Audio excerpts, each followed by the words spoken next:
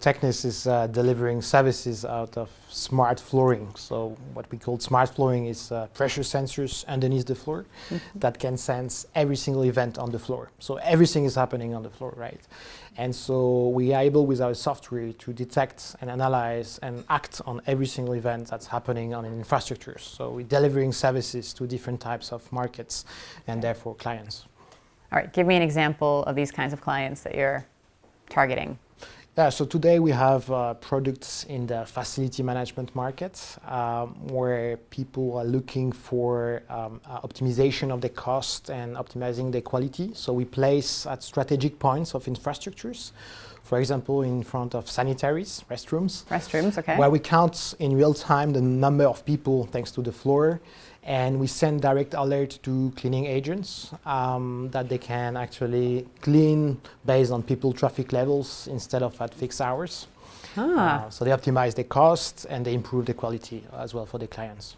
That sounds like you would have a big market for something like this. It's actually not that sexy market, but it's pretty big. But I mean, there's so many facilities, exactly, in so many different buildings all over Switzerland and all over the world, but Switzerland alone. Exactly. This is one of the big markets that we are in today, and it's a global market where a very simple solution has to be in the market, and this is what we did with our first clients here in Switzerland and also in France. Okay. And we are able to recognize every single pattern. Human body, for example, on the floor.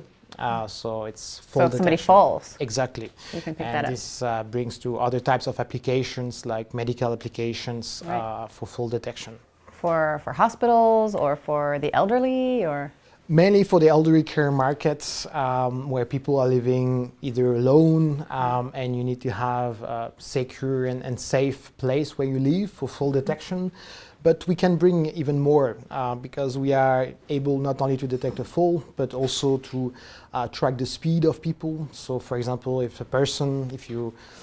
my mother is walking maybe 500 steps on Monday. On Friday, she might only walk maybe 200 steps, and maybe she woke up 3 times during the night. And this is very useful information that I'm missing for doctors and family, right? To avoid any disease, for example. Yeah.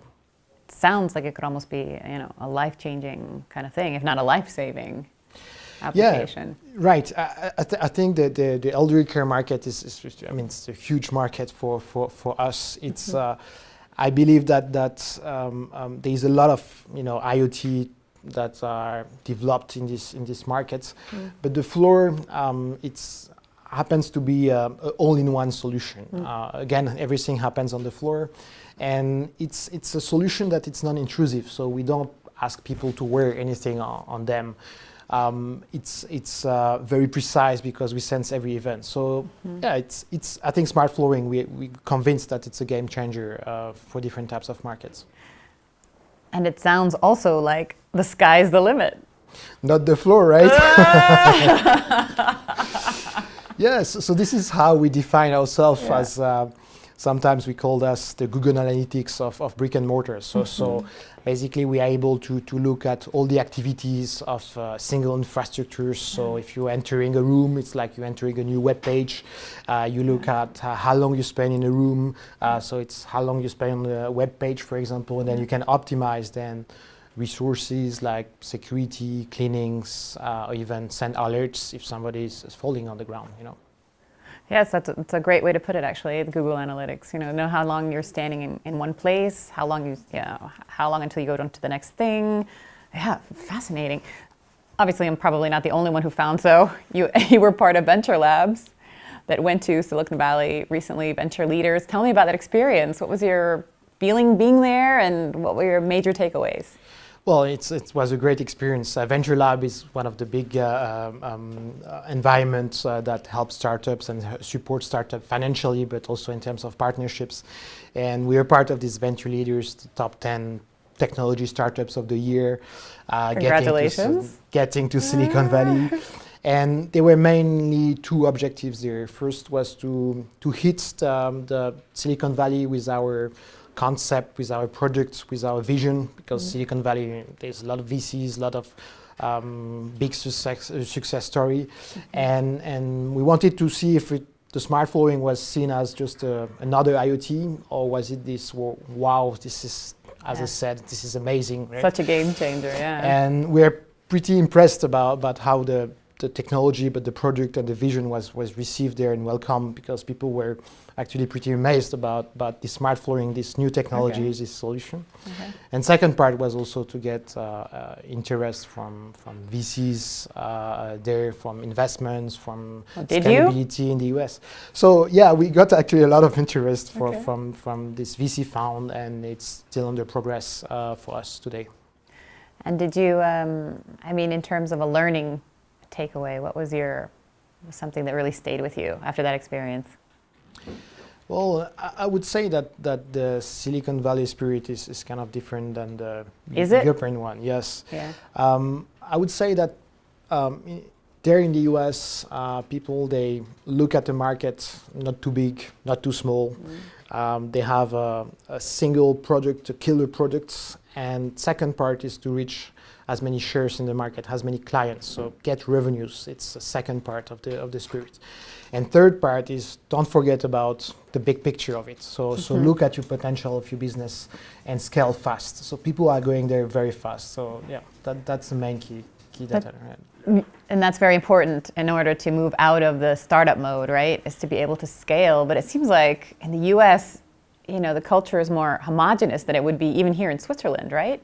Yeah, that's right. 1.4 billion of people. In the sense that, here in Switzerland, you have a lot of cultural differences, right? I think selling a product in Las Vegas, in Miami, in New York is kind of the same way. It's like in Shanghai, Beijing, it's the same way of selling.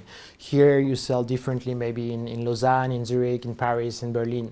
But the thing here, I think it's a deep tech, also startup nation here in Switzerland. So for us was quite important to start here.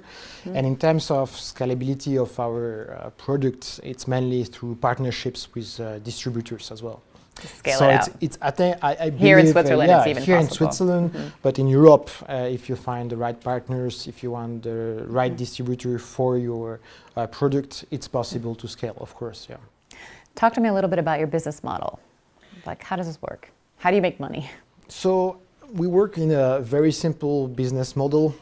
We have a services approach model. Mainly, we are only selling services for our customers, so they are not buying the hardware. They are just paying a monthly fee over years or over months to have the service for the counting part, for the alerts management, for the optimization of the resources. So it's a very simple model, and we are quite flexible also in terms of model with our partners. Some people want to acquire some hardware, so we also have other types of business model. Mainly, it's a service-based model. Okay. And where are you with your fundraising? Are you still raising funds? So we have these big dreams, big ambitions. We actually raised money in the past. Now we are actually, it's funny, in another round right now. So the round is still open. We are looking for investors to grow commercially our case here in Europe, but also to reach this milestones in the elderly care market with these fully equipped rooms. So yes, we are in the middle of it. And what is the biggest hurdle you're facing at the moment? I would say that for us it's to reach as many clients as possible. So to get awareness that people, they have actually access to our products. This is why we are raising money to get more marketing and sales over Europe. That's main challenges for us. Okay. And do you find that Switzerland has been, like you said, it's an innovative hub, right? A lot of innovation comes out of here. But in terms of raising money and in terms of taking you to the next level, that you have to leave Switzerland? Or do you think you can make it happen here? I mean, do you have to go open an office, in Silicon Valley or so?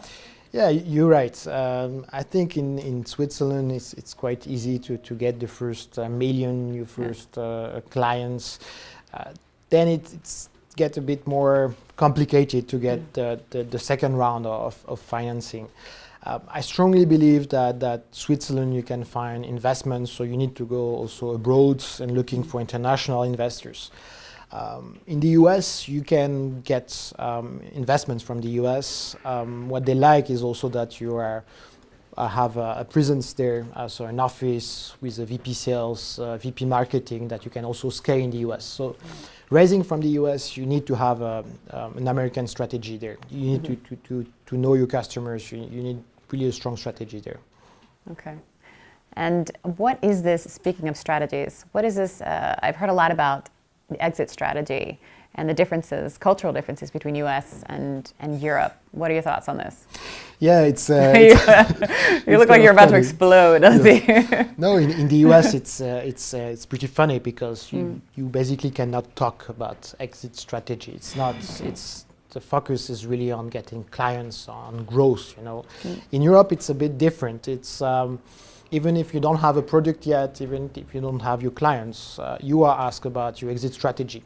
So it's in other words, how you're going to get out of it. Yes. Before you even start. Yes. Interesting. So that's funny. I think it's important to know about your exit strategy, to think about what would be the best partner to grow even faster, because this is the exit strategy, right? To grow even faster and to make your dream become true, let's say. But I think it's important to differentiate between a company that you want to sell in 2 years or running a real business and growing. And then one day you might have someone making you an offer about buying your company, but that's just an event on the history of a company, I think. And recently, last year, I think you were in China, also with Venture Labs, and you've even spent some time there while you were in school. What are your thoughts on it? China is a very interesting country, continent, I would say. Because I love everything Swiss tech. Yes, there's about 18,000 startups created every day in China. In Switzerland, it's about 37,000 per year. So it's going so fast. It's always about numbers there, huh? Yes, going so fast. The scalability of the market is very important there. You have to be careful about getting into China in terms of saying, yeah, it's a perfect country, there's money, I'm going to scale your business, because a lot of companies actually failed there. But there are some companies that actually succeeded to be in China. I think it's a... Is it a goal for you? We have international goals, and China is part of our strategy as well. We went there last year. We're coming back there this year as well to make some strong partnerships to also distribute our product hopefully soon. So for us, it's part of our strategy to scale also our company. Right. And I cannot end this interview without asking you about your aha moment. At what point did you say to yourself, smart flooring is a good idea? So it's a pretty funny story. I was playing tennis with one of my good friends and co-founder, and at the end of the tennis game, he told me that I was always cheating at tennis, which is completely not true. Well, okay, take your word for it. We decided to have a sensor underneath the floor, underneath the line, to see if the ball was in or out. Yeah. So we shook hands and we started this Technis startup, and then finally we said, okay, we need to cover the entire tennis court. And so we worked on our first prototype, and we saw a lot of potential towards different types of market. And the market of security, but facility management, healthcare, came to us, and we had a lot of demand towards these markets. And so we pivoted not the technology, but mainly the product towards a B2B model with a true value proposition in these two segments. Yeah. Because while the tennis was a good idea, because it really helped you develop the precision aspect, I assume. Yeah, this is kind of luck, but Okay. thanks to the tennis part, we are very precise in terms of the sensor itself. So we are able to measure very thin things on the floor. We have developed this AI that it's very precise for all the events on the floor. So by luck, we're very competitive in terms of technology and then services. So that's kind of funny, but we took this opportunity to make a good product in other markets.